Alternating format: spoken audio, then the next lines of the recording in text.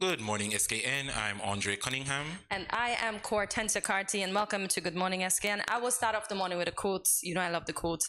Denzel Washington said, "Nothing in life is worthwhile unless you take risks." Nelson Mandela also said, "There is no passion to be found playing small and settling for a life that is less than the one you are capable of living." So I hope you intend to take Monday by the horns, make the best of it, and live your best life ever. So, Andre, how was your weekend? I had a wonderful weekend. Trust me. The coronation of King Charles III and Queen Camilla. OMG. You sound like you watched it in its entirety. I didn't. I just watched bits and pieces. Well, I started watching it and then I went to sleep. Okay. But I got the most part of it. Yeah, I swear it was on all day. Trust me, it was good. It was a good watch. And also, Spice and the Angel dropped the beef, that long-standing beef they had. They finally squashed it. Oh wow! So, see, I don't follow up with that. Yeah. And I also had a moment with Prince Louis because he's the center of attention. I know, right? Well, St. Kitts and Nevis, I hope you're ready for us this morning as we begin this morning with the latest. Tongue-tied in local news. It comes from SKNIS. Scores of skilled workers stand to benefit from the recently signed agreement between the government of St. Kitts and Nevis and the National Housing Corporation, the NHC, with the East Coast Housing Development. The contract is for the Trinidad-based developer to finance and deliver 2,400 affordable smart homes over a 4-year period. Acting Prime Minister and Minister responsible for Housing and Human Settlement, the Honorable Dr. Jeffrey Hanley, said that this homeowner initiative is in keeping with the government's priority to create affordable housing solutions to meet the ever-growing housing demand.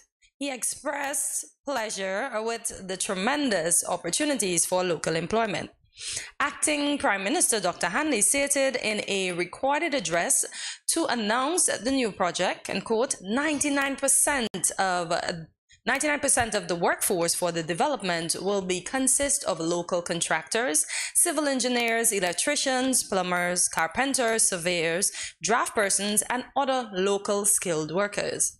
The chairman of the National Housing Corporation, the NHC, Mr. Sean White, has met with the Contractor Association to garner their needs and concerns. It is my belief that this project will be a win-win for our local tradesperson. They will be gainfully employed and gain exposure to a new construction technique using reinforced concrete forms. Yes, everybody's lining up for homes, huh? Awesome stuff for the Federation, indeed. And still on the local scene, this one comes to us from Win Media SKN. Senior Minister in the government of St. Kitts and Nevis, the Honorable Dr. Denzel Llewellyn Douglas, took the opportunity to congratulate the midwives in the Federation of St. Kitts and Nevis on the observance of International Day of the Midwife. Dr. Douglas stated, "We want to turn our attention to and express our appreciation to our midwives at the hospitals and community health centers across St. Kitts and Nevis and the world at large." He added, and quote, "We are reminded daily of the importance of the midwives among us who skillfully assist in the delivery and care of babies through spontaneously delivery or by cesarean section. Midwives are vitally important," end quote. Dr. Douglas also expressed gratitude to the retired and active midwives for their services, dedication, and professionalism. Our preceding story comes from SKNIS. Chairman of the St. Kitts Music Festival Executive Committee, Alistair Williams, thanked Tropical Shipping for its steadfast support and generosity when the company signed on as a platinum sponsor for the highly anticipated 3-day musical extravaganza. Williams said, and quote, "In 1996, when we started this musical journey, we reached out to Tropical Shipping seeking support, and they responded very positively. And now, 24 editions later, and as we are about to celebrate our 25th anniversary, we once again express our profound thanks to Tropical Shipping for their continued commitment to the success of the St. Kitts Music Festival." Williams pointed out that the shipping giant was also the official carrier of the St. Kitts Music Festival, instrumental in transporting the sound, lighting, and stage equipment. Assistant Manager of Tropical Shipping in St. Kitts, Abigail Keynes, said that the freight shipping company was proud of the long-standing partnership and being an integral factor of the festival success. That's good as they celebrate 25. It is. Can't wait for music festival. Trust me, it's look an at you. experience like no other indeed. Indeed. And here's what's happening in the weather forecast. It will be partly cloudy with a high of 86 and a low of 77 degrees Fahrenheit. Take a look at your local weather for this morning as we head into the break. Up next, regional and international news.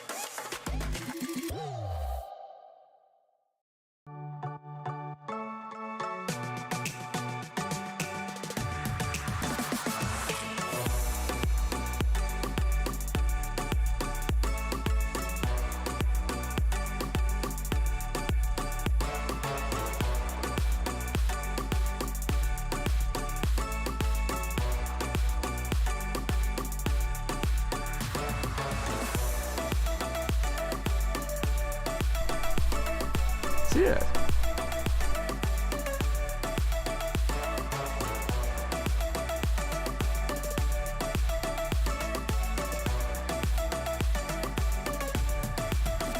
An exotic experience.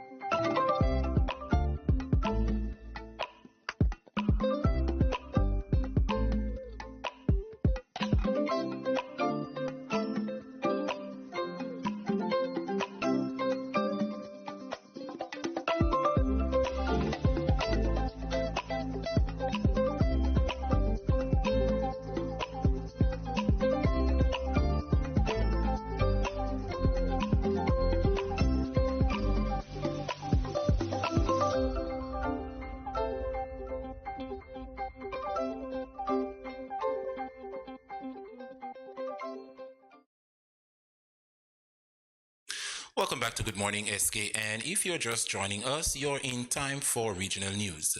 This one comes to us from our friends over there at Loop Caribbean. The coronation of King Charles III may have taken place today over 5,000 kilometers from his territories in the Caribbean, but the islands were not excluded from the festivities. Official coronation parties were held today on the islands to celebrate the coronation. On Bermuda, Acting Governor Tom Oppenheim planted a Bermuda cedar at the Botanical Gardens to commemorate the coronation of King Charles III and Queen Camilla within the newly established King's Coronation Garden. The acting governor and acting premier, Walter Roban, also unveiled a plaque to mark the occasion. On the British Virgin Islands, a coronation brunch was held at Government House in honor of the King and Queen consort. Archer said he was pleased the BVI was making the occasion one of memory. He encouraged Virgin Islanders to participate in Monday's Big Help Out, which is a project sanctioned by King Charles III that promotes community work and volunteerism.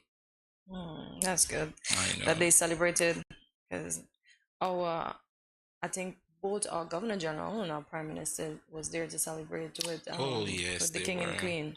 And it made history too, because this is the first coronation that they had in 70 years, and also the oldest person to be coronated. So many of us have not witnessed anything like this. No, it was spectacular. We weren't even around when Queen Elizabeth was coronated. So it was the pomp and the fanfare was nice. It was a nice thing to see. I enjoyed it. Yes, indeed. On the international scene, our news comes from CNN. A vast power grid on the seabed of the central North Sea is being planned as part of a $20 billion project to power oil and gas platform with green electricity. Cerulean Winds won the rights to develop the project aimed at reducing the use of gas by offshore installations.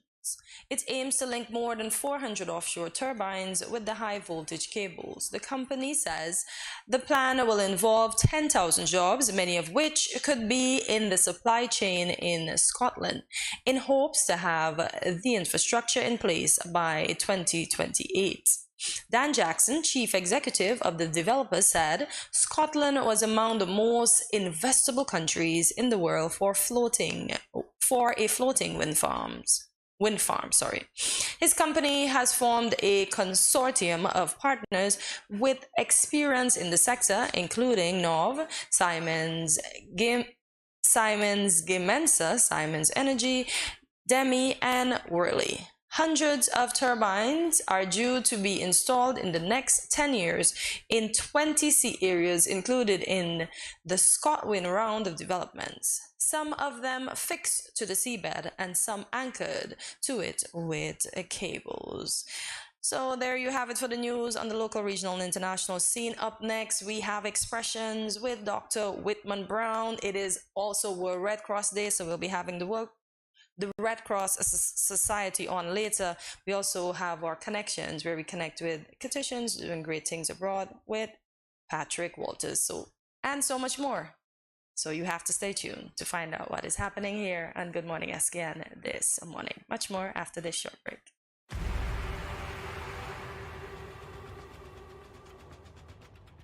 What will it take to grab the attention of someone with the power to make your dream come true?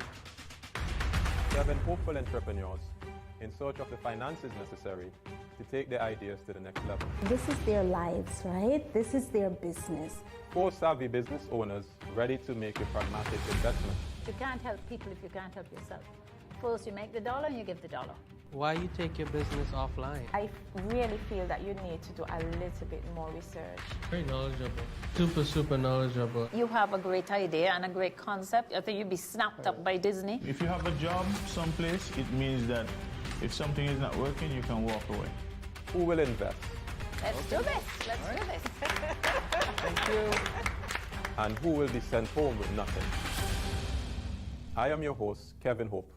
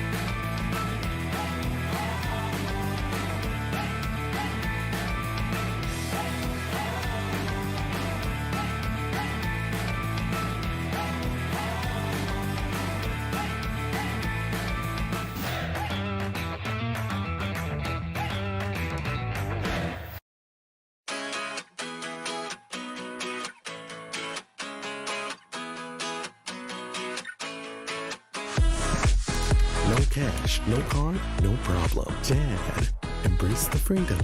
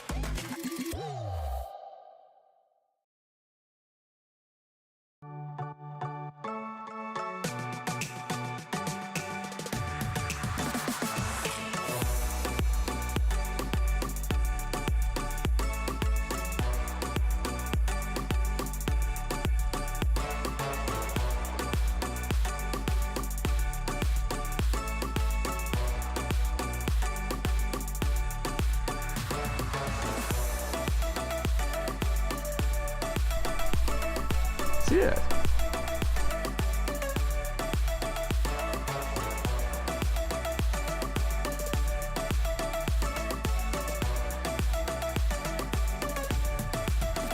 An exotic experience.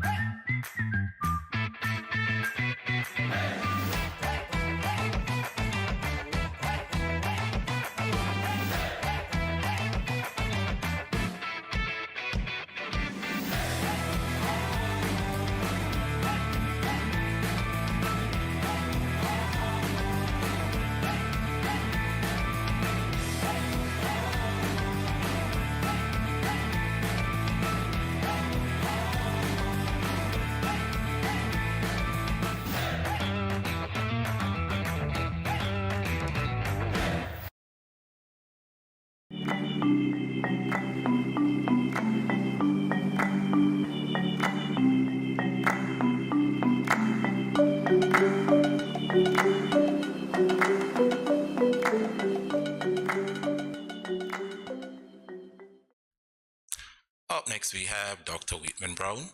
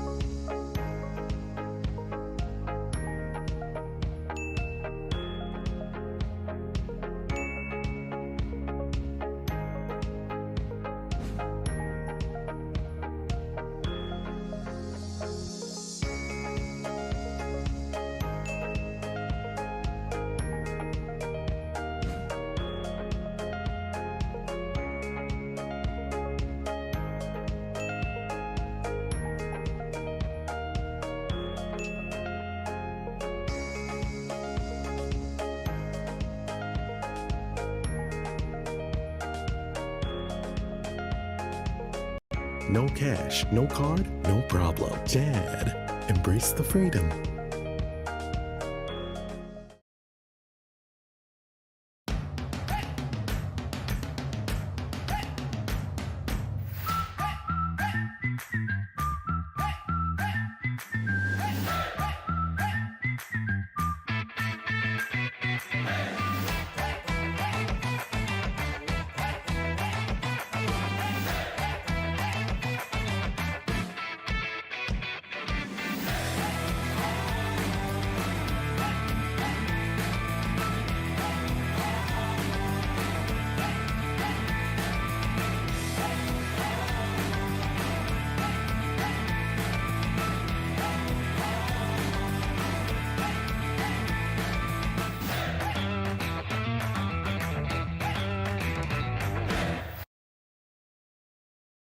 Yo, what up? It's your boy and Richie right here at Studio 327. I'm here to give you the promo that you guys need because this is something special for St. Kitts. I'm telling you, tune in to Good Morning SKN, 8 a.m. to 10 a.m. on YouTube, Facebook, and on Moen Channel 4. Also, I realize nobody else is doing this. Follow the Good Morning SKN Instagram at Good Morning SKN and the Studio 327 Inc. Instagram. Follow us on YouTube and Facebook. This is pretty long, but follow us and yeah.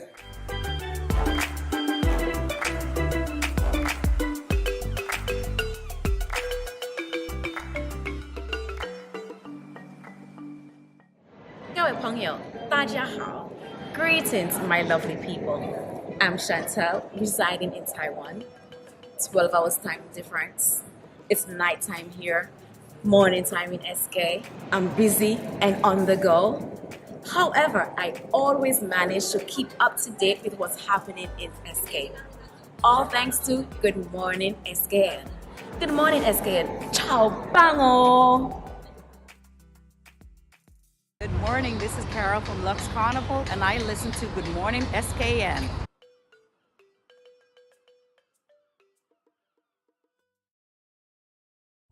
Welcome back to Good Morning SKN. We do apologize for that long break. We're having a bit of technical difficulties, but we are glad that you are here with us this morning as we continue now with Loosen Up. There is an old adage that says, you are the company you keep. This is something our parents would ring in our ears to warn us about our friends. While it may have been annoying in our younger years, it may have some merit, and that is our topic of discussion for today's edition of Loosen Up. You know, I like to get loose. So, Andre, do you believe that you are the company you keep? Unfortunately, yes, I do. I think it certainly resonates with me. There's an old saying that says, birds of a feather flock together, and I do believe in this. It resonates with me. Our parents had so many sayings for us when we were growing up. Right.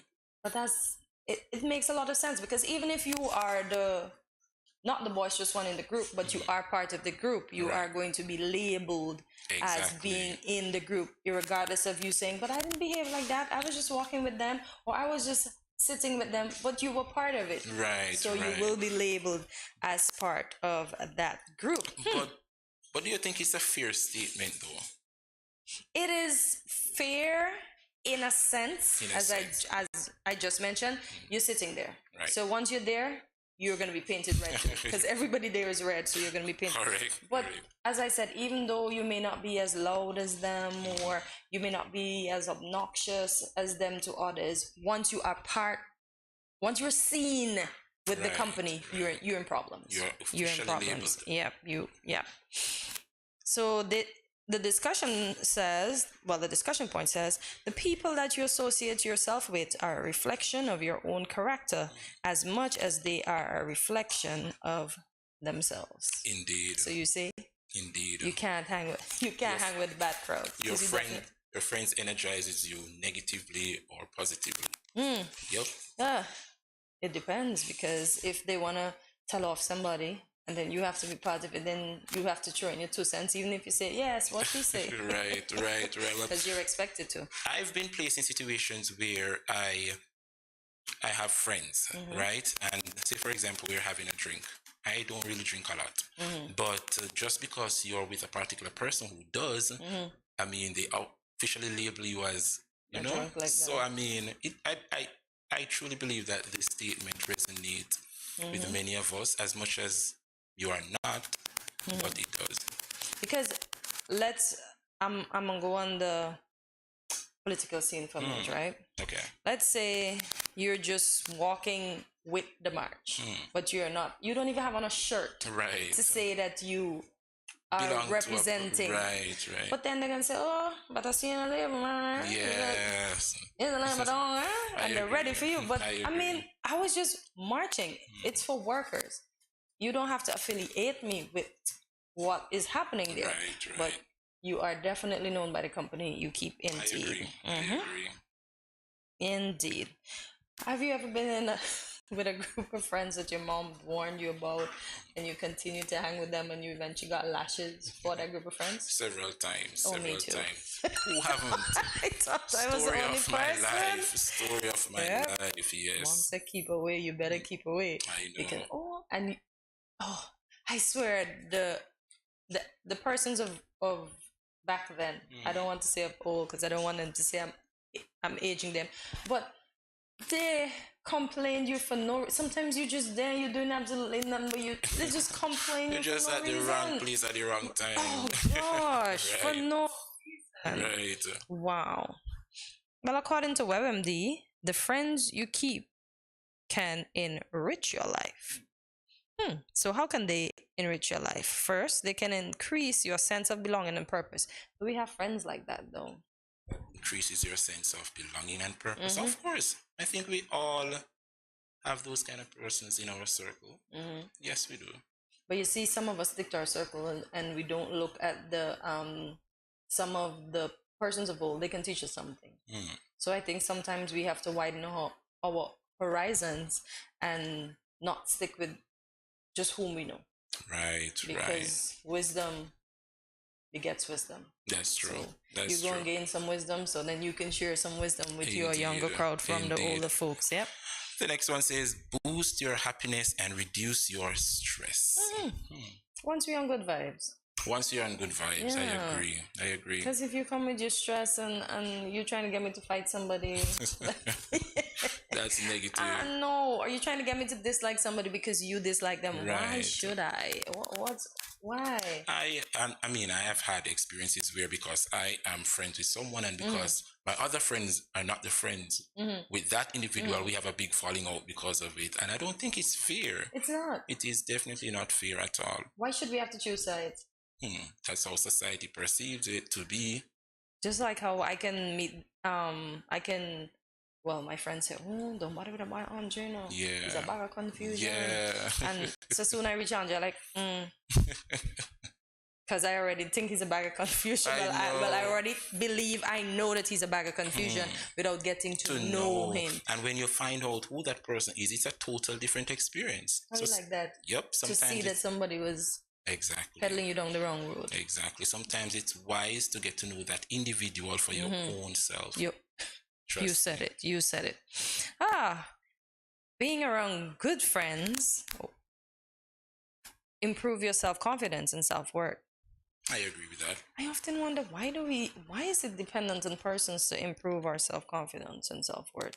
Because we're supposed to know that for ourselves. We're supposed to come. Sometimes when it is what's the word? Sometimes when you hear from second opinion, I mean it resonates more. Yes. Sometimes you know within yourself that you possess the quality and you are doing what you're supposed to do, but just hearing it from another point of view, it does resonate more. So hearing it from a good friend. Yes. And the friend has to mean it as well. Exactly. Because I don't want no second hand on the line like, you look cute. I know. Tell me about it. I'll just laugh. But I just don't understand what we need. I want genuine friends. And I have 2 groups of genuine friends. I love them. Right. So we tell each other like it is, whether they like it or not. I like that about them. Right. Yeah. Right. And the next one said it also helps you cope with traumas such as divorce, serious illnesses, job loss, or the death of a loved one. This divorce thing, I've been watching something on Joyce Meyer. It's called a Talk It Out podcast. Don't mean to bring in a little religion here, but you have to be mindful who you speak about concerning your divorce. Right. Because you want to be healing in the process. You don't want somebody to be speaking all these negative things, You need to have people that can lead you to the correct things, impart some wisdom in you. Right. So you really have to be mindful who you get involved in situations like that. You have persons who like to give advice, especially when it comes down to marriage, but yet still they themselves are not married. And those are the people you should be taking advice. No, y'all, no. They don't know that they don't live in it. Don't listen to them. Don't listen to them. Trust me, don't listen to them. But I can get the death of a loved one and just say sympathies. Right. Don't tell them you understand. Because guess what? You don't. Nobody died for you. That's true. And the next thing I've learned, don't ask them how they're feeling. Don't. They don't know how they're feeling. Don't ask them that. Oftentimes we do. That's why I can say don't ask them that. So good friends can also encourage you to change to avoid unhealthy lifestyle habits such as excessive drinking or lack of exercise. So good friends. Good friends indeed. And with that said, we'll take a short break and we'll be right back to continue our program this morning. Good morning. This is Karen of Paris and support from Paris, Vermont. I want to encourage y'all to sign on to Good Morning SKN every morning from 8 to 10 at Studio 327. Thanks.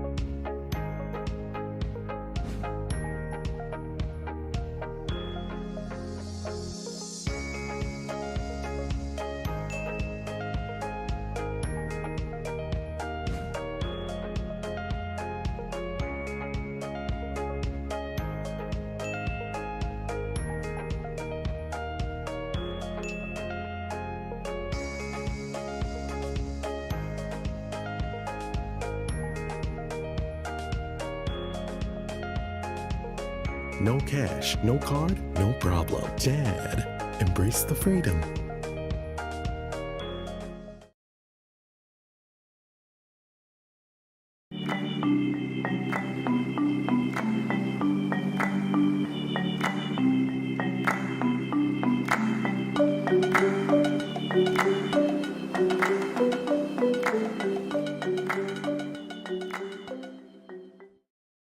Welcome back to Good Morning SKN. Former Haitian president once said, labor for learning before you grow old, because learning is better than silver and gold. Silver and gold will vanish away, but a good education will never decay. Joining us this morning, today we have the pleasure of speaking with local author Dr. Whitman Brown for this segment of Expression. Dr. Brown, welcome to Good Morning SKN. For inviting me. I'm really delighted to be here to be part of your program. I also like the introduction because I believe profoundly in learning. Yes. Of course. Happy you enjoy that. So, Dr. Brown, you have written 10 books so far. And to my understanding, you are currently working on your 11th book. So tell us, what inspired you to continually writing? Well, the first book I wrote was the Christina disaster. Okay. And as a historian, I was concerned that as Black people, we don't know our history. Because in 1949, I don't know if both of you are aware of this, there was a sinking of a boat there in St. Kitts. And most people didn't know about it. It was a major incident. Well, just 3 persons died as compared with the Christina disaster. But it wasn't properly documented. And my thing was, for the Christina disaster, it should be documented. And since that, I've been writing. So what is that? What is the name of that one that you spoke about in 1949? It's the Crown. It's about the boat. The name was Crown. Okay. It was a sailing boat taking sugarcane from Nevis to St. Kitts. Okay. And just as it was going into St. Kitts, it went down. Some of the younger guys were able to swim, but there was something about sailing in those days. The captains couldn't swim. And so the captain, I think, 2 other guys drowned. Okay. Sorry to hear about that. I know. So, Dr. Brown, you just made reference to the Christina disaster. With your books, I've seen you've written 4 editions so far of the Christina disaster. And I think that's the last. That's the last. You think? I was just going to ask you, do you think you would have managed to capture most of the events leading up and after the Christina disaster in that 4th edition? Well, the 4th edition was more a celebration of the 50th anniversary. It was a deliberate attempt to celebrate. So it was, I spoke about the events. There wasn't too much new, too many things new about it. What was new was probably some of the photographs. And I think for the first time, you had the leaders of the nation together. And that's one of the photographs there. And I thought that was profound. We also got the promise because, unfortunately, for all those years, nothing was done in St. Kitts about the Christina in terms of a memorial. Even the bodies which were buried there after time, they were just forgotten. But as you will understand now, you will see when you go behind the old treasure building, there's a Christina memorial there. And we have to commend Prime Minister Harris. He made the promise and he kept it. That's very, very good. We know you wrote other books, but where do you find the inspiration to write these books?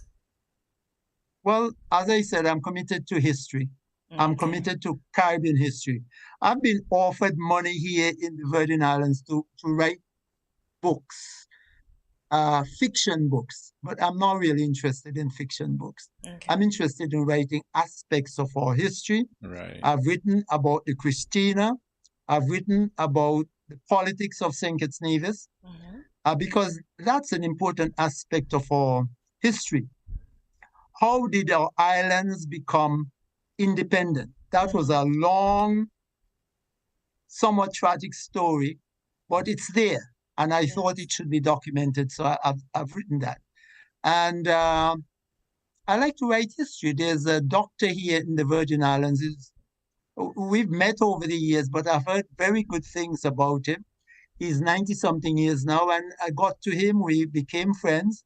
When I told him years ago that I would like to write his biography, he was not interested, but recently we sat together, and I'm working on his biography. Nice. The other thing I'm doing is that I like photography. I'm a photographer also, and recently I was in St. Kitts. I'm up to 5,000 something photographs of St. Kitts Nevis now, and I'm going to document some of that too.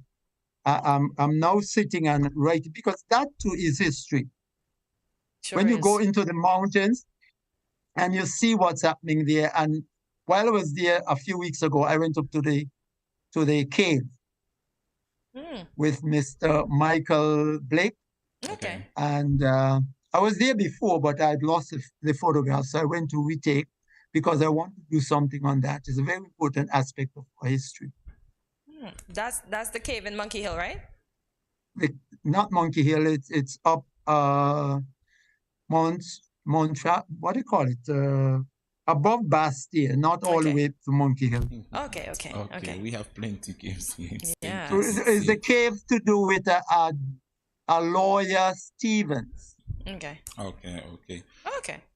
So, Dr. Brown, take us back to August 1st, 1970. You were probably a young man at the time. I was a young man. I'd just been married. I had my first child. Right. And one afternoon, I'm a Seventh Adventist. I was going from my village to an area in Nevis called Camps. They have a church there. I was going to the church for the afternoon service. And I met a gentleman by the name of Rudolph Wilkin. He was living in St. Kitts. He's dead now. And he stopped me and he said to me, the Christina went down. Wow. And, you know, it was very shocking for everybody that afternoon. But instead of stopping there in Camps, I started driving towards Charlestown. And I can never forget that afternoon. I met so many people on the streets walking towards town and crying. People were crying because they had somebody, some relative, who went to St. Kitts that day. Wow. And then when I got into town, I went by the pier in Charlestown. And that was really something to see. The bodies were being loaded off the boat, and the people were afraid to touch the bodies. But the nurses filled in, went and picked them up. They were loaded on the truck, and they took them to the hospital, to the morgue there. But it was really something you don't forget. I still remember it. As a matter of fact, the reason why Christina became my first book is I left a year after to go to study in the States. And while I was in the States, I met an English professor. We became very good friends. Okay. And we talked quite a bit, and he convinced me that I should write. You know, growing up in Butlers in Nevis, you didn't see yourself becoming an author. I didn't think that I could do that. And he convinced me, you just need to write. And I tried. And once I did the first one, the second one about Bratcher, From Commoner to King, yes, that was easy to go through. And by the way, one of the things you learn as you begin to write is they said there's at least one book in all of us. So maybe you two should consider what you like to write about. Before as well. Certainly will. Yes. So take us through the writing process of your books, from start to the end. To finish? Yes. One of the first thing I do, I get a theme. Okay. And once I have a theme, I decided on the chapters. It's a difficult challenging process. As a matter of fact, the book I'm writing now with the man's name is Dr. Heath. I sat down, I decided on a theme, and then I decided on the chapters, and I went back. I discussed them with him. Are you okay with these? Okay. Because if you've got some chapters, you know which areas to focus on in terms of and then along the way you may need to make some changes. Okay. But the chapters, the theme and the chapters become guidelines for you. And if you're not confident, you ask other people what they think. And it's always good to interview people about whatever your theme is. As a matter of fact, right now I'm thinking of interviewing at least 25 people who talk to me about Dr. Heath. Okay. To see what they think about him, you know, what the ideas about him. So I just don't write. You want to be honest in your book. Exactly. And we're all biased. We will say the good things about ourselves. Right. But it's good to hear other people's opinion. Yes. And then you're careful how you write it, but it's good to hear from other people. Right. Not and just it's one of the joys of writing non-fiction books. Yes. Yes, right. Right. But Dr. Brown, back in 2017, you visited the Federation for the unveiling of the monument, and I recall you made mention that at the time for the Christina disaster, the population of Nevis in particular would have sunk to about 8,000. How do you think this would have negatively affected the Federation because of the migration? Well, it's not only migration. The fact that so many people died. Right. The birth of new people in the islands didn't happen. Wow. So there was migration because a lot of people, or my brother or my sister's children, my brother or sister died. I have to send for his children or her children to Canada. Canada was a big area for migration. England, other places, the Virgin Islands too.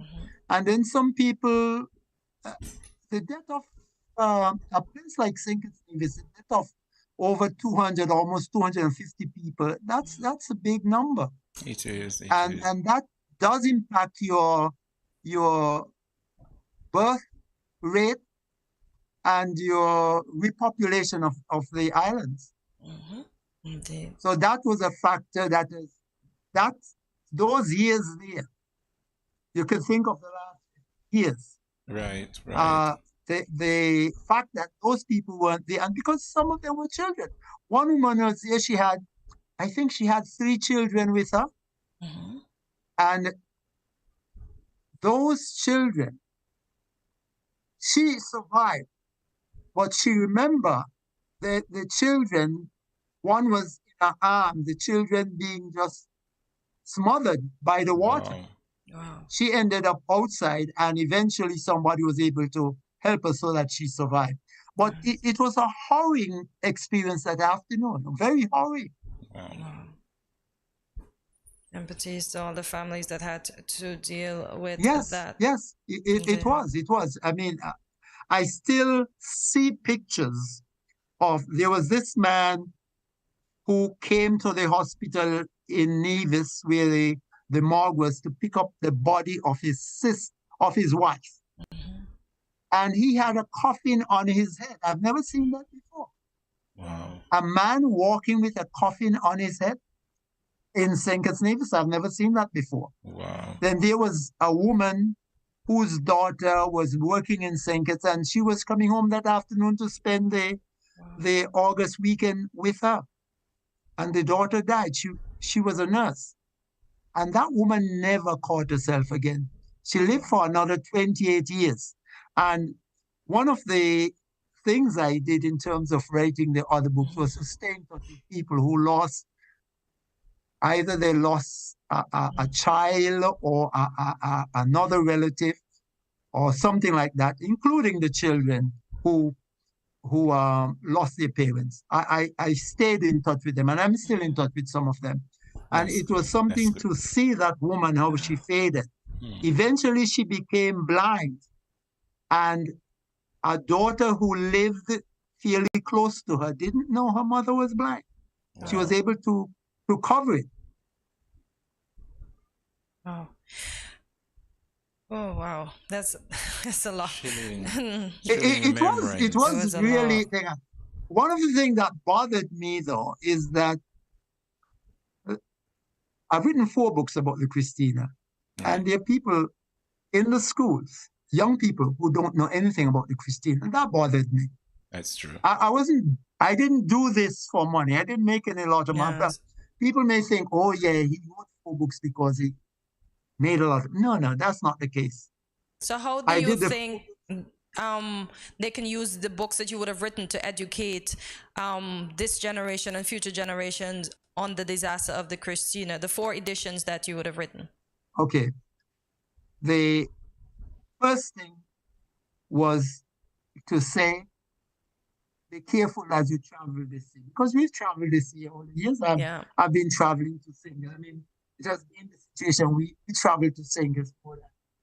People from Singers traveled to So I learned that from years. But I learned to swim since I was about 7, 8 years old. I was able to swim.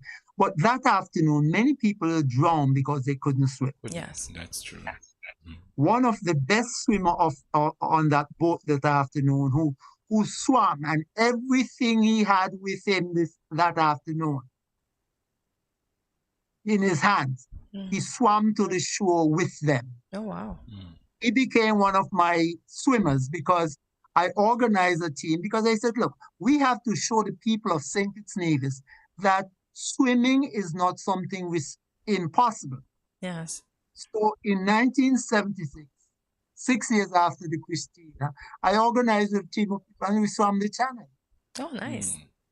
And then we swam it again in early 1980. And then also in 1980, we swam from Nag's Head in St. Kitts past the harbor. Because what I was trying to say to people, we can swim. We can learn to swim. Right. And we don't, many people, they said that afternoon, the sounds of people, because people were desperate, they couldn't swim. They knew they were going to die. They were just shouting in the sea. Yes. Until they went under. Wow. Wow, just chilling remembrance there, Dr. Brown. There was a sudden silence afternoon. Yeah. A sudden silence as the people, one by one, went under. All right. Dr. Brown, as we wrap up this segment, can you tell us, share with the Federation your future plans as an author? Yes. Well, as I said, I'll write, I'll continue to write as much as possible. Yes, I participated in the forum there in St. Kitts because it's important to me that other people know about writing. Of course. As you said there, you feel you have a book in you. I think everybody should say something about their lives because our lives are different, our experiences are different. The other thing that's very important is that one story I heard when I was a young student in America is that there's a group of people, I don't like to say where they're from, but there's a group of people and the children at 4 years old were left on their own. And what I learned is that eventually that group of people, they became extinct. Older people or politicians or teachers, we need to educate, we need to pass on messages to our younger people. And I think one of the ways of doing that is to write. Okay. I agree. All right. And to teach them too yes. that they should write. So as I said, I've done over 5,000 pictures. I'm going to be doing a lot of photographs. I'm going to be doing picture books of St. Kitts Nevis. Just yesterday afternoon, I shot some pictures here of the century flower. Do you know the century flower? Not familiar the century with plant. Not familiar It's a plant. Okay, I'll send you a picture. I have your phone number. I send you a picture. Yes. It's a plant that it blossoms every 100 years. Wow. Okay. Interesting. And I found one So I took some pictures yesterday afternoon. Okay. Awesome. So, Dr. Brown, any final words for the people of Federation of St. Kitts and Nevis? I always see myself as part of St. Kitts and Nevis. I write largely. I do stuff for the Virgin Islands too and other areas in the Caribbean, but I see myself as St. Kitts and Nevis. One of the books I'm doing right now is on leadership. I'm concerned at times about the leadership that's there in St. Kitts and Nevis, and I really want our politicians to look hard at leadership, because you're out there in front doesn't make you a leader. Leadership is something that's learned and something that you grow in by looking at what's happening around you. And one of my books, I'm going back to one of the leaders who was really committed. I hated the man when I was growing up. I hated Mr. Bratcher growing up in Nevis. But over the years, as I've read about the man, not only about him in St. Kitts and Nevis, but in the Caribbean, he's considered today one of the most pro-independence Caribbean man. Okay. And I've looked at his life and I've agreed with the independence theme, country above self. But when I look at St. Kitts and Nevis, I don't see a lot of that. And I'm saying to our leaders, we need to go back there where we put country, not just ourselves. When we become leaders in societies, we are not just for ourselves. It's not just you. Folk as Bahola, you all know Bahola. No, we don't. He's a Calypsonian over in Nevis. He wrote a song last year. He said, the money stay. People tend to go and get money and land and so on. And you die, you leave it there. Yes, we sure do. But if you reach back and touch people's lives and leave things that other people can fund, it's much more profound. So that's where I am. I'm not in it for money. Okay, I got really you. feel that there are other people to share with. We must touch other people's lives. And our young people, we must also share with them and encourage them to make their markings too on the sands of time. So thank you so much. Awesome, Doctor. Thank you very much for having me. You're welcome. It was indeed our pleasure. You speaking with us this morning, and good morning, SKN. But this is where we have to leave it, Dr. Brown. Thank you so much for your time. We will continue the discussion with you. Looking forward to that. Well, some other time, it's fine. Not a problem. But thanks for having me. I appreciated it. Okay? Okay, right. Folks, we are up on the break. We'll be right back on Good Morning SKN.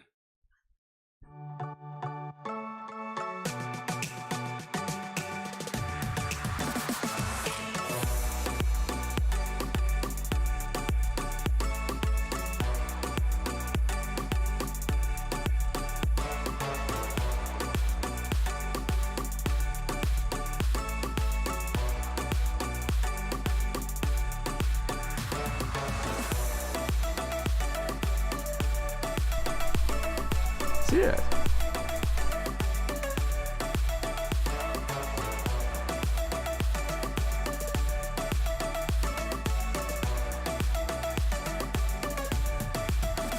An exotic experience.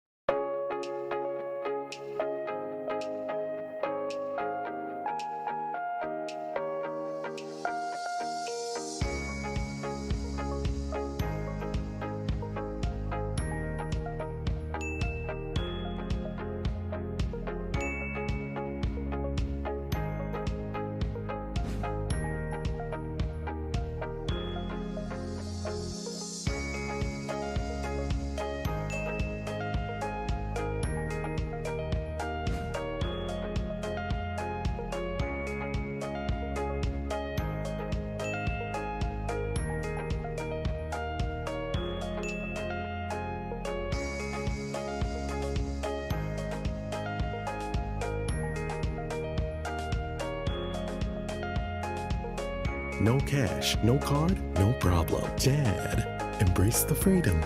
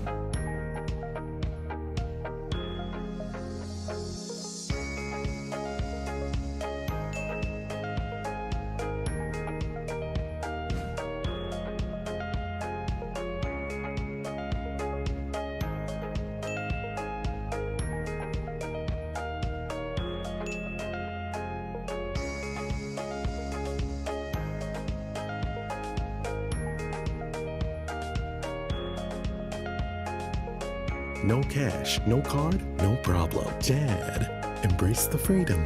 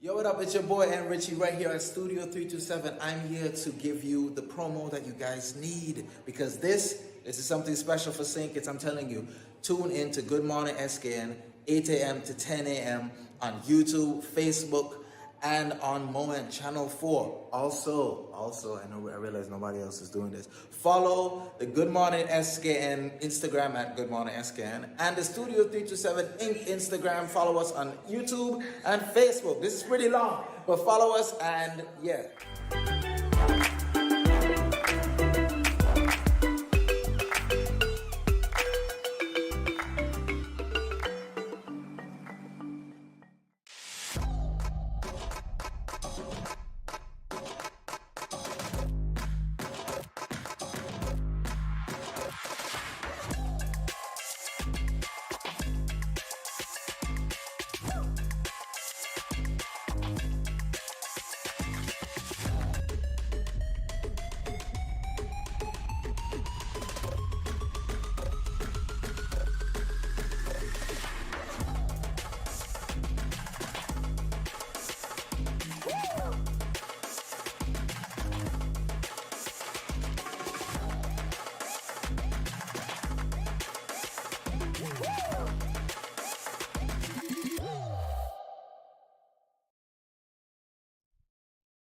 Welcome back to Good Morning SKN.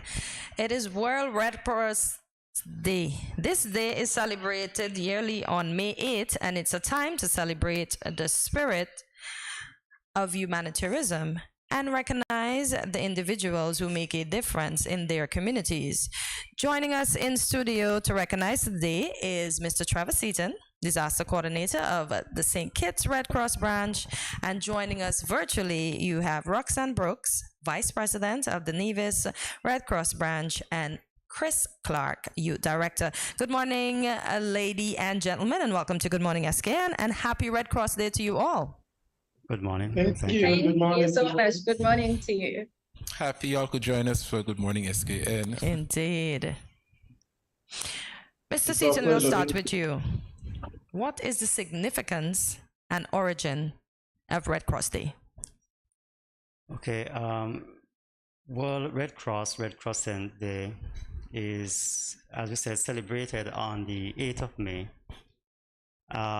in remembrance of the founder of the International Red Cross movement, Jean Henry Dunant, who was a Swedish citizen who witnessed a battle in Solferino, Italy, and moved by so much suffering at that time of wounded soldiers on the battlefield, he was moved to mobilize civilians from the communities to nurse these wounded soldiers back to health. And so he wrote a book entitled A Memory of Solferino, in which he advocated for the formation of a relief society to help the wounded in times of war. And that led to the creation of the International Committee of the Red Cross, and the signing of the first Geneva Convention, to which he received the first Nobel Peace Prize. And so we reflect on the legacy that he built back then, and those who followed after to continue the legacy to develop the movement to what it is. So today there's a Red Cross or Red Crescent National Society in almost every country around the world, with millions of volunteers assisting in disaster situations, emergency, conflict, and other crises. And so today we recognize the millions of volunteers who continue to work, providing humanitarian assistance. And so the theme this year is everything we do from the heart. And so we want to say thanks to all of the volunteers and also the stakeholders who support our work over the years. The last few years have been quite challenging since COVID, but persons still able to come forward and provide support, whether it's tangible in terms of equipment, materials, or volunteers who come forward and give up their time and energy, and so we want to say thanks. Right. Yes. And Chris and Roxanne, just let me bring you into the discussion. For the theme this year, how fitting do you think the theme is for this year? Everything we do comes from the heart. Oh. Okay, I'll go first if that's okay with Chris. Sure. So I think it epitomizes what volunteerism is, and especially for the Red Cross. For us as volunteers, and if I may speak specifically to the St. Kitts Nevis branch, I think it's even more direct, that theme for us, as it would be for all volunteers. But I'm saying that specifically because every single volunteer in the St. Kitts Nevis Red Cross is exactly that, a volunteer. Most national societies around the world have volunteers and staff. But in St. Kitts Nevis, we are 100% volunteer based. So we take time off of work. Every bit of our service, our resources, everything is straight from the heart because there's no financial gain. So it's a combination of time, resources, energy, different aspects of our life. We are just so committed. And so the theme is very dear to us here in St. Kitts Nevis. And I think it just epitomizes what we do as an organization. Wow, I can feel the passion coming from you, Ms. Yes, I can see it too. It is. Awesome. It's a great love. And Chris, your thoughts on the theme this year? For me, the theme is quite fitting because it shows who we are. As young people, there are not many young people that can say they love things or they do things because it comes from their heart. But the youths in Red Cross, that is what we're about. We join Red Cross because of our love to giving back to the community, our love of involvement, our love for the people of St. Kitts and Nevis. Me personally, Red Cross has been a passion of mine for a long time. At age 10, I managed to join the St. Kitts and Nevis Red Cross and been serving since then. Wow. The love, it grows and it shows. This is no longer just an organization. It's our family. It's who we are. We're a family of people that come out together. As Roxanne said, 100% voluntary. No financial gain. We just come out to do the work and to get the work done. Awesome, awesome. So, Mr. Seaton, how does being a member of the Red Cross Society benefited you? Well, it has helped me to appreciate the work of the movement. It helps to build my leadership skills. Nice. Seeing the what entails in the planning, in the inner workings that prepares the national society for responding. Right. Particularly in the area of disaster preparedness and response, it requires a lot of hard work, dedication, mobilizing resources, a lot of planning, meetings with our stakeholders, NEMA as the lead agency, working closely with them. You get to understand the intricacies of planning and preparing for disaster response, and that has really helped me to grasp a real appreciation for what is entailed. Awesome. And we certainly appreciate the work you all been doing in St. Kitts and Nevis. Indeed. So, Mr. Seaton, I'm going to ask, how many volunteers are there in St. Kitts and Nevis combined? And what are some of the activities that you designed to celebrate World Red Cross Day? Well, I don't have the exact number of volunteers. I know it's over 100 plus volunteers. Okay. Not all of them would be attending regular meetings and activities, but when we do have disaster or we have activities, we will see the volunteers coming forward. What activities we are engaged in, I know when persons think of Red Cross, they think firstly of first aid. So we are heavily involved in first aid at various events. Okay. We are engaged in disaster preparedness, response, recovery operations. We work closely with NEMA as a lead agency for disaster response. We also work closely with the Ministry of Health, delivering health programs in the community. So, for example, Zika, chikungunya programs and other health programs in the community. Awesome, awesome. And in addition to community-based programs, we work with especially youths who are engaged in swimming activity. We teach water safety and that sort of thing. As part of our COVID response, we did some relief distributions in terms of food vouchers. We provided some psychosocial support. So we work closely as an auxiliary organization to government in terms of health, disaster response, health programs, and social services programs. Awesome, awesome. Roxanne, just let me bring you back into the discussion. For those persons who are watching and would like to be a part of the St. Kitts Nevis Red Cross Society, what's the application process like and the requirement in joining the Red Cross Society? Okay, good question. So to become a member of the Red Cross, we encourage persons. There are two main avenues. We have a branch on St. Kitts and we have one on Nevis. Okay. So you may join, you may visit the branches. One is at Horsford Road on St. Kitts. The other is on Main Street, Chapel Street in Nevis. And we have application forms there. That's one area. That's one of the ways you can get an application, a physical application form. The other way is via any one of our social media platforms. We have our Facebook page, SKNRCNS, and you can apply via that medium. Just indicate your interest to join.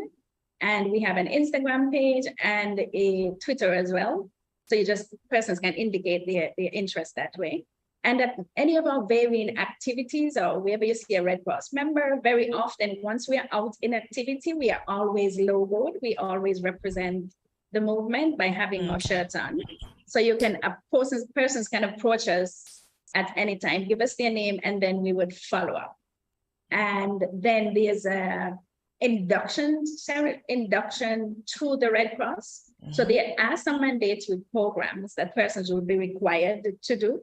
And that is because we are part of an international movement with a very high standing and recognized by all governments and states. As Trevor mentioned, we are auxiliary to state. So our responsibilities are very great. So we are mindful that all our volunteers are up to date and understand the requirements of being a member. So there's a code of conduct, which every new volunteer must do. It's an online course. And then we would have a discussion at the induction ceremony. Then there's something called the World of Red Cross. And then there's another program called Stay Safe. And this is because Red Cross, of course, is involved in so many programs that, you know, we can be traveled, we can be deployed once you have different trainings and certain skills. And so persons are required to do these mandatory course. And then there's an induction ceremony, volunteers. But before the induction ceremony, persons must also, you've indicated an interest to fill the application form. And while the process towards induction is being processed, the date, etc., is set for that grouping, we also want to see tangible demonstration that a person really wants to volunteer. So we inform via the chat, which is the easiest, WhatsApp, of various activities that are happening, whether we are doing a swim to win, a safety program, supporting swimmers, hikers, working with one of our disaster partners in some project. So those intended volunteers would be required to attend and participate in at least 3 activities prior to being inducted into the Red Cross. They must first demonstrate that they really wish to be a volunteer.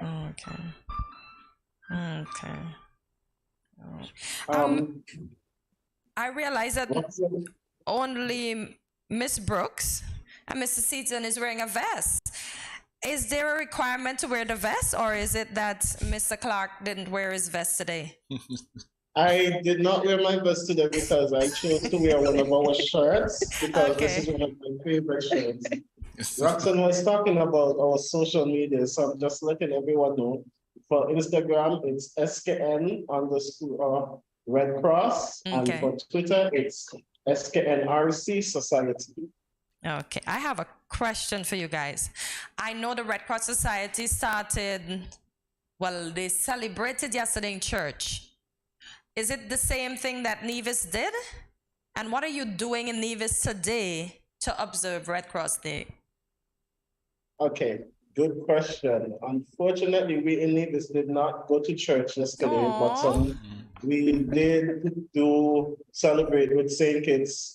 One or two of our members celebrated with St. Kitts. Some of the activities we have coming up, because what we've done is spread out activities for the whole period of time.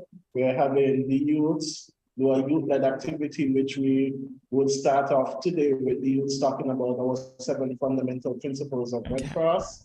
We're having a special thrift shop here in Nevis. We're having a volunteer and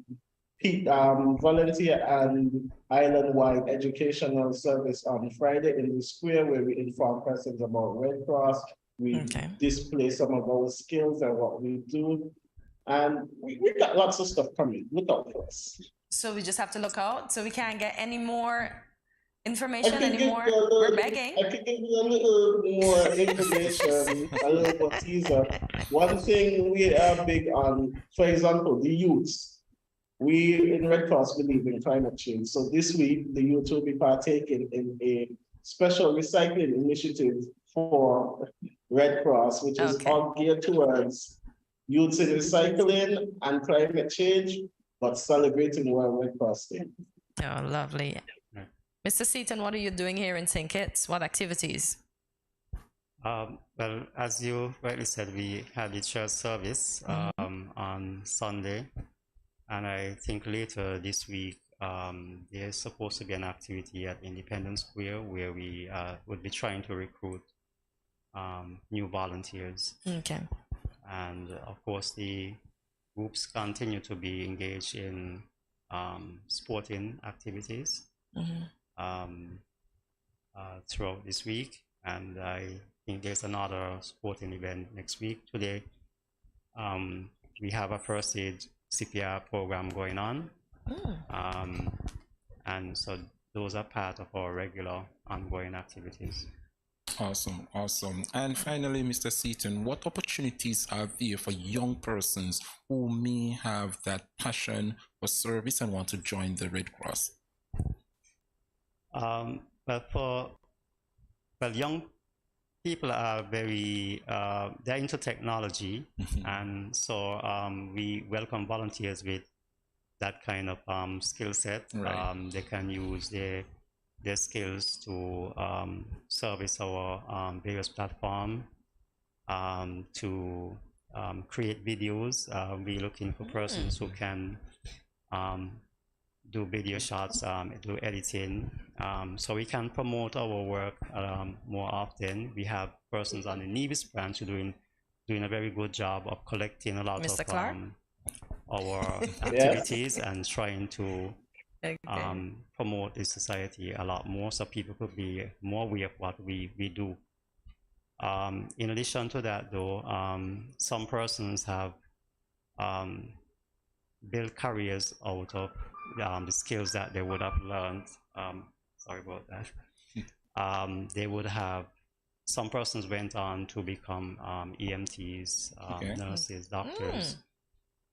Some persons have gone into other services like meteorology, and so there's quite a lot that persons can benefit from their engagement within Red Cross. I see one thing we did not ask here, and I'm going to start with Nevis. Miss Roxanne, when are the training sessions held in Nevis? We train on a demand basis. As I said initially, we are volunteer, 100% volunteer based. So our instructors are also volunteers. So we would need to take time off from our work. But as much as feasible, we try to be adaptable to the request of the organization or the requesting company. So for example, for the banks, the bank institution is one of our common requests. Our schools, police, fire, defense, the public sector, we adapt the training around them. Okay. So for some companies, they may choose to have a team building there for their staff, and so that's training. So those sessions will be like 9 to 3 in the day. And then to accommodate persons who have to work daytime, we are adaptable and we conduct the sessions in the evening. Those are for the first aid and CPR. And then for funded programs where we incorporate persons throughout various sectors of the community, those tend to be funded. So there's usually a budget involved, which are a little nicer when we get those, of course. We provide lunch, etc. Then we write to the organization or the company. Say, example is a program for teachers where we are enhancing safety in school program. Then the Ministry of Education, and so we have someone from any other of the private sector who's also a volunteer. We would write and request time off for the volunteer to attend that training. And it's a benefit to the workplace as well. So more often than not, the institution, businesses and corporations are very, very cooperative with us. Nice. And Mr. Seaton, here on St. Kitts?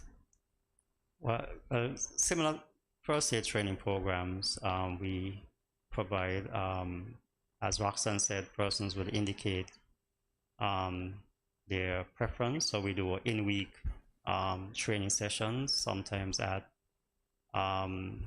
institutions, the conference room, or persons will come to Red Cross for training. We do weekends training as well, Saturday or Sunday, depend on the availability of instructors.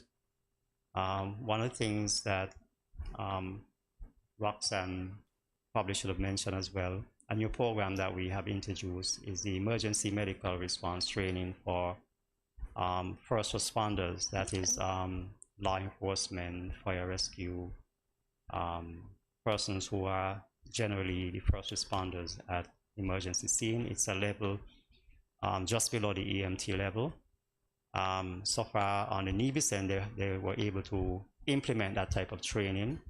On St. Kitts, we have not yet been able to roll that out, but we hope to do that sometime soon. It's a new standard that has been, minimum standard has been adopted, not only in St. Kitts, but throughout the region for all first responders. So it is a level above the normal first aid that we will teach to the general public so that they can do more. And that is because we are now seeing more frequent disaster emergency situation on a larger scale. And so our responding agencies might be overwhelmed or perhaps limited in some areas, and so the EMR are there to add that extra support. Awesome. And that's where we have to leave it, guys. Mr. Seaton, we want to thank you so much for coming to share with us all that's happening in the Red Cross right here on St. Kitts. And Chris and Roxanne over there on Nevis, we want to thank you so much for the wonderful job y'all been doing over there in Nevis, and we look forward to hear from you in the near future. Thanks for having us. You're welcome. And Chris, next time I'm looking forward to that jacket. Oh, no problem. It's right here. Of course, Roxanne spoke about the code of ethics. Indeed. We are up on the break, guys. Much more when we return on Good Morning SKN. Thank you.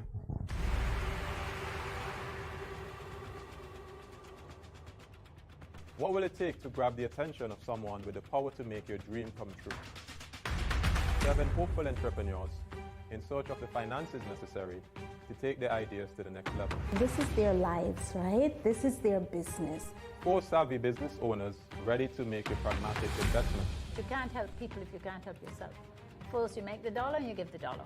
Why you take your business offline? I really feel that you need to do a little bit more research. Very knowledgeable.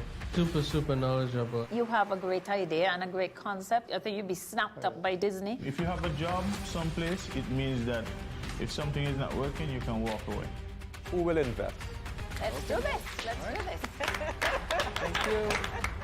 And who will be sent home with nothing? I am your host, Kevin Hope.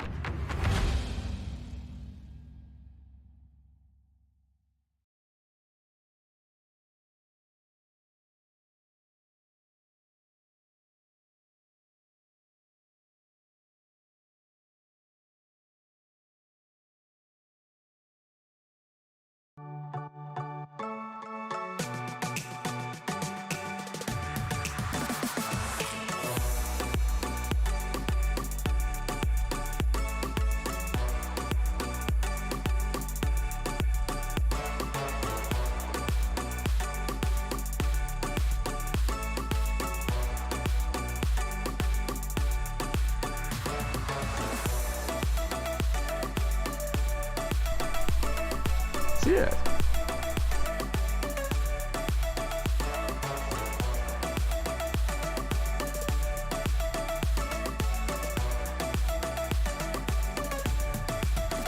An exotic experience.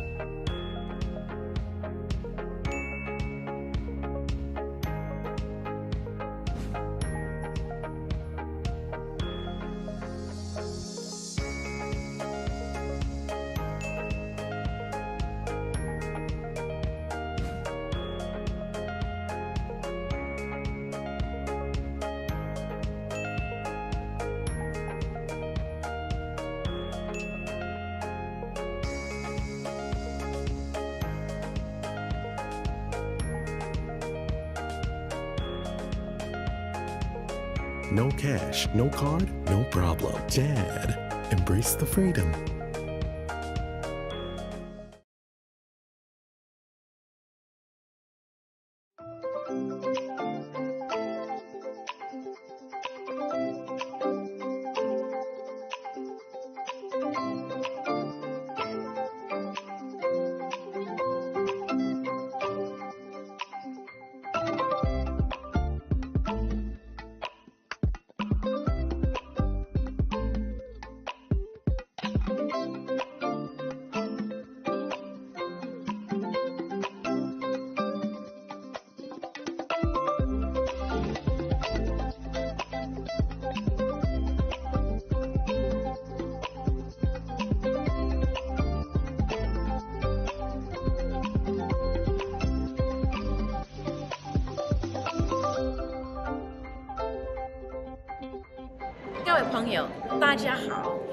Greetings, my lovely people. I'm Chantel, residing in Taiwan.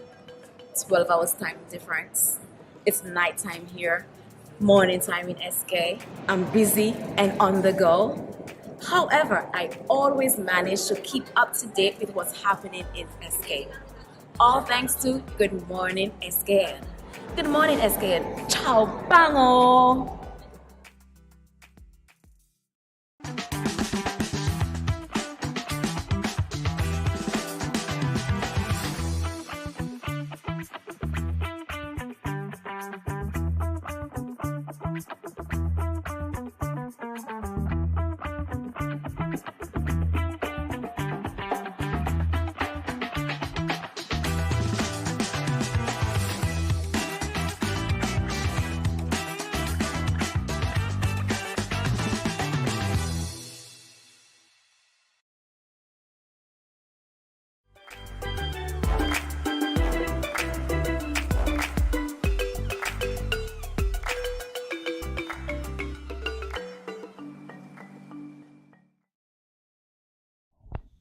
Welcome back to Good Morning SKN, and in this segment we are featuring local and internationally acclaimed poet, musician and art educator Mr. Patrick Walters. Patrick, welcome to Good Morning SKN. You're welcome.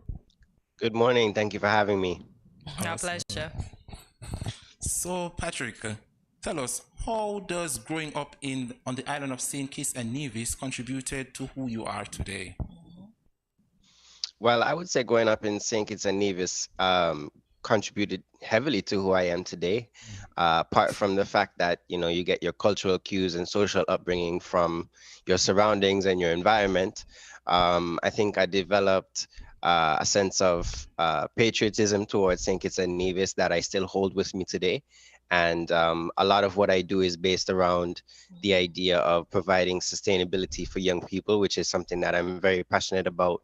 And I would love to continue to build and expand, not just here in Toronto, but in St. Kitts as well over a period of time. So St. Kitts has always been on my mind. St. Kitts has always been in my heart. I definitely try to base whatever I do around that. So yeah, it's definitely played a big part. Awesome. So tell us about some of the experiences you had growing up in St. Kitts. Where to start? So many. You know, I think my childhood was pretty much you know, normal to someone growing up in St. Kitts in the late 2000s. Outside a lot. Not on not nearly on social media or phones, because those weren't a thing when I was growing up as much. I don't even think I had a cell phone till I was in high school, to be honest with you. So so yeah, it was pretty good in terms of just you know, being molded by my surroundings. I played cricket from an early age, right up until pretty much up until I left St. Kitts, to be honest. I played cricket with Keith Atherton, the cricket coach, former West Indies player from Nevis, and he was my coach when I was growing up. So I spent a lot of time playing cricket. I did a little bit of track and field as well back in the day, and I was always very interested in sprinting and training and stuff like that. And then obviously, you know, school is always a very important part of any young Kittitian's life. One of the good things about growing up in the Caribbean is the fact that you know, there's a lot of focus placed on education, and you know, you're exposed to a high level of education from an early age. So that was always a big part of it for me as well. Good stuff. Awesome. As you speak about education, Patrick, you've received a degree in humanities while you were here in St. Kitts at the CFBC College. You also went on to receive at the York University a bachelor's degree. Tell us about the importance of education before finding your passion. Well, I think that education should be used as a tool to find your passion. I think that, so for me, when I graduated CFB and I decided to go to York University up here in Toronto, I thought that where my career was going to end up was just being more on the psychology side of things, because that's actually what my degree is in, psychology. Okay.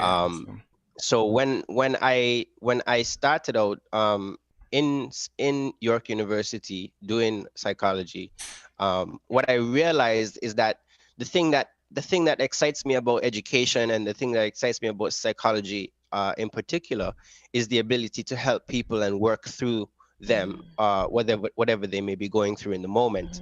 And what I realized was that I can actually do that just as effectively, if not even more effectively, with arts education and blending what I had learned from my psychology degree with my experience as an artist, and kind of put both of those things together into a career that can sustain me, but also, you know, make a difference in my communities. So that was kind of where I used education. And I think that, you know, in general, I think people should use education as a kind of a guide point to see where they want to go. Education is extremely important, but it's not the end all be all. And I look at it as being just one very important tool in a grand scheme of tools that you can use to figure out where you need to go in life. Indeed. Awesome. So what got you into poetry, Patrick? When I was in grade 4, our teacher asked us to write a poem, and I wrote a poem about the earth. And I fell in love with poetry because, she was like, "Oh wow, this is great," da da da da da. And I don't know exactly where that natural, ability to kind of write came from. I was always talkative from an early age. I was an early talker in life. Kind of never stopped since then. um, but yeah, basically, I've always kind of had an idea for speaking and stuff like that, and words together. Words always kind of came easily to me. And so when we were in grade 4, and my teacher, shout out to Miss Paul, she encouraged us to write a poem, and she really liked the poem, and she said, "Oh, you should show your parents, whatever the case may be." And I went home, I showed my parents, and they were very supportive of it, thankfully. And yeah, I was positively reinforced, and I fell in love with poetry from there. Do you remember any lines from that particular poem? Yes, I do. Wow, I sent you all the way back. I know, I'm literally going 20 years back right now. You don't even know. What do you think? What do you think the earth would do if it had a mouth to talk? Where do you think the trees would go if they had feet to walk? Wow. Where do you think? No. No, and then the end of it is because they have the same good right to live on earth forever until the master of it all comes to collect his treasure. That's the last 2 lines of the poem. Fascinating. Yeah. I like those 4 lines. I do. Thank you. Young talent. Excellent talent. Awesome. I know. So, Patrick. Thank you for bringing back my grade 4 memories. Indeed. My pleasure. Indeed. So, Patrick, there are many other poets out there, Patrick. What would you say sets you apart? Your style of poem, what is it that sets you apart from other poets out there? That's a great question. I think that my lived experiences are what set me apart from every other poet out there. And I think not just poet, just in general, but like as an artist in life. I don't know many other people who were born, in Canada, migrated to St. Kitts, where their parents are from, lived there for 19 years, came back to Toronto. The lived experiences that I've gone through just kind of shape who I am as a person. And I think I have kind of a unique perspective on, being from multiple places, because I have family members from Canada who I've interacted with and learned from and heard and spoke to over the years. But so much of my upbringing and so much of my friends and family are from St. Kitts as well. So I also have that as a part of who I am today as well. And I try my best to bring that forward into everything I do, including my art practice.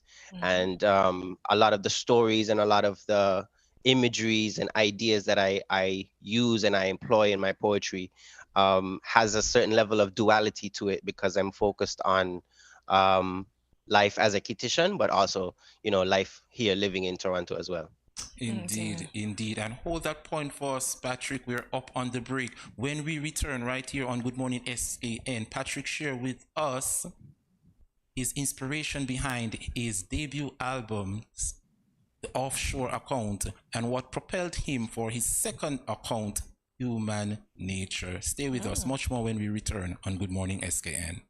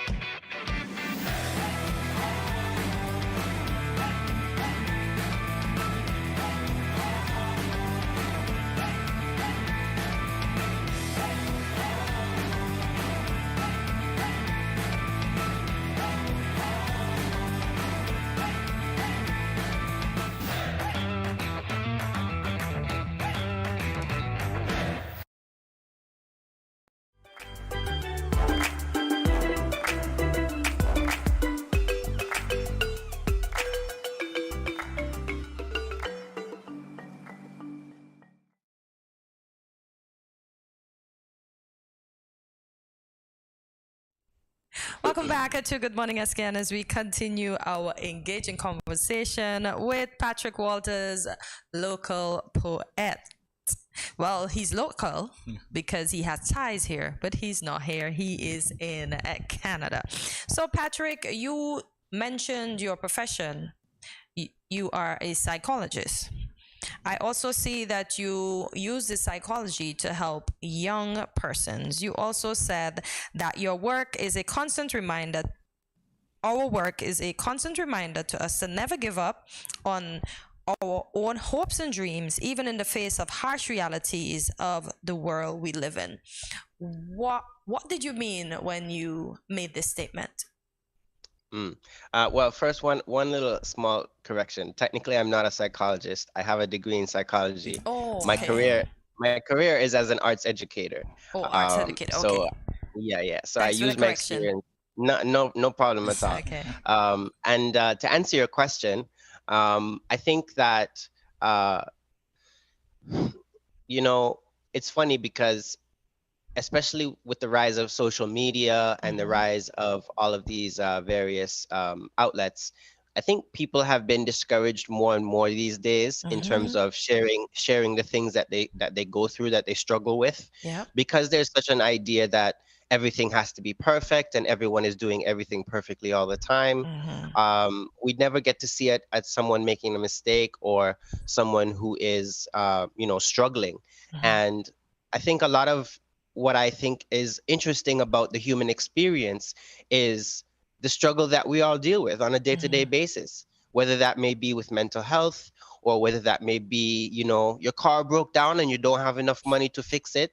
And therefore you have to, max out your credit card. And then that's a whole other issue because now you have to pay your credit card fees and maybe you go over and then there's a whole other issue that cascades from there. Wow. And your issues are not in a vacuum. Nope. So one bad thing that happens to you from a physical level can affect you mentally. Yes. Right.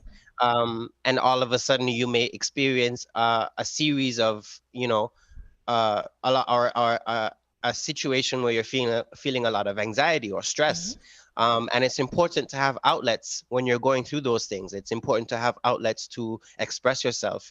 And I think my work, I like to think that my work as an artist is sort of an outlet for folks to kind of go through some of the things that we're all dealing with and put them into some words that they may not have even been able to articulate for themselves. Awesome. That's nice. I like that. Exactly.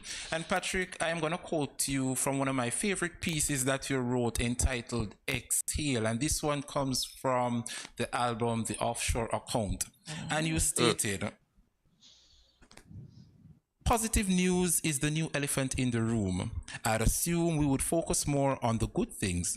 The struggle is the one thing we have in common, and yet it's the one thing we don't care to share. How rare.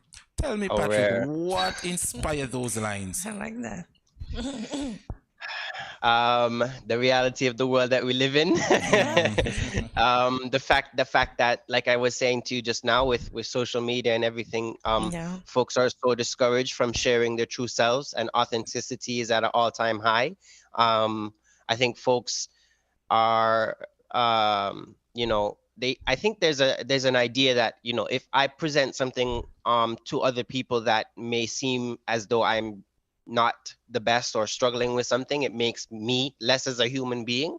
And I really wish we would get out of that mindset, because your struggles do not define you. Your obstacles do not define you. Overcoming them is what defines you. Trying again, making an extra effort to be the person that you want to be. That is what can define us as human beings, not the obstacles that we have to face on a day-to-day basis. And it's important to call them out. It's important to say, hey, I'm struggling with something. Hey, I have anxiety. Hey, I feel nervous. Hey, I'm not in a good place mentally. I feel sad all the time. I want to work on those things. I want to call them out. And we give power to these issues by not saying them out loud. The minute you say your issues out loud, they become a little bit more manageable, because you put them into perspective for yourself, and then you begin to start the process of healing and understanding where the trauma is coming from. And once you can start to do that, you can start to feel a bit better, and you can start to relieve some of the mental anxiety and health issues that we may be dealing with on a day-to-day basis. But Patrick, sometimes there isn't a safe space for us to call out these issues. What direction would you give to someone that want to call out their issues, but they don't know where to go? Well, that's a really good question, and you're so right in the sense that there's not a lot of places where people can feel safe to do that. Part of what I do as an arts educator in my day-to-day job is to kind of create spaces for folks to be able to do that. So a lot of what I've done here in Toronto, I run a program called Under the Banyan Tree, which is a program for second and third generation Caribbean immigrants into Toronto to kind of share their experiences, share their stories and their obstacles that they may be dealing with. And we gather every summer, basically, and we do a retreat style workshop where folks can learn about Caribbean culture, but also just like share in certain aspects of Caribbean culture that they may miss by not being there anymore. There's a lot of displacement that a lot of Caribbean immigrants feel in Toronto because there's so many of us here, but at the same time, Caribbean culture is not the dominant culture here. It's one of the cultures, but it's not the dominant culture here. And so there's a certain level of loneliness or separation that you will feel by being up here. And my kind of what I do with Under the Banyan Tree is to kind of create a space for folks to learn about Caribbean culture, but also to just be around it and experience it again. That's something that I want to do wherever I am. So, in moments where I've been in St. Kitts, in 2020, I gave a series of lectures at Washington Archibald High School, Verchilds Primary, and Newtown Primary. And my concept to them was basically to say, listen, you have the world at your feet. You have the future is yours. And what I told them was, as much as education will be a bedrock for your foundation of your development, you have to be able to be willing to really think about what it is that you want. And maybe it has something to do with education, and maybe you do need to use education to your needs. But maybe there's something else that you need to do as well. And don't be afraid to go out and find that. Let's say, for example, you want to be a carpenter. There's special trade schools and special streaming that you can go into to fast track that. You don't necessarily just have to go the traditional route of university and then get a degree and da. There's other ways of doing it, right? And a lot of times people are so limited by the expectations of society, especially in a place like St. Kitts and Nevis, which is very focused on what I would term the traditional workforce, the doctor, the lawyer, the accountant. Patrick, I was just going to touch that point. Like, what advice do you have for young boys or young girls out there who would have had a passion for the arts just like you do? However, the parents would say, oh, you need to be a doctor, you need to be a lawyer or a teacher. How important it is for young people in particular to follow their dreams? Yeah, it's very important. It's imperative, in my opinion, to build a society of fully actualized, positive, happy individuals. You have to allow people to go for their dreams. And what advice would I give them? I would say don't give up. Don't give up would be my number one advice. There's going to be a lot of hard times, especially when you're doing something that's considered non-traditional in the workforce. There's going to be moments where folks are kind of like second guessing.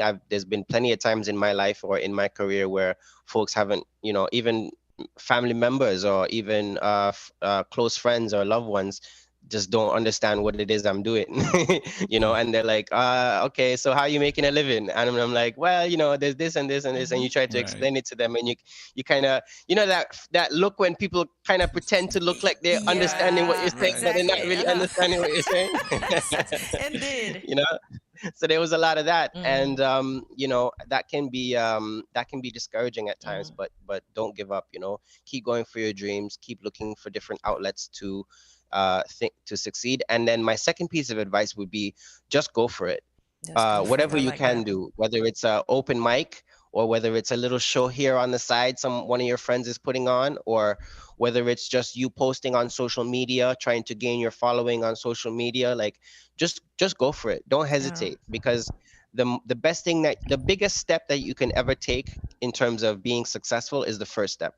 I like that indeed. To go from not doing it to doing it is the biggest step that you can take. And so everything else from there is just trial and error. Oh, Patrick, it was indeed our pleasure talking to you. I wish we had more time. We are out of time for today, but we are going to end the show with you, so don't go yet. I hope everyone that was listening, that they will take your advice and they will just go for it, regardless of what others say to them. So this is the part of the show where we have to say goodbye. I know. Yeah. So sad, but... So we want to say thank you for joining us today. So tune in daily, where you'll find a little bit of everything for everyone. Get your friends and family to watch. So once we're on and they're not on, you have to go and tell them, go turn on your device, watch. And remember to follow us on our social media platforms, including Facebook and YouTube at Studio 327 Inc. and Instagram at Good Morning SKN. Remember to like, subscribe, follow, and share. And also check out our website at studio327inc.com to learn more about Good Morning SKN and Studio 327. So leave us a comment and let us know what was your favorite part of today's show. See you tomorrow at 8 a.m. when you start your mornings with us. Have a wonderful day, guys. Thank you for watching. Bye.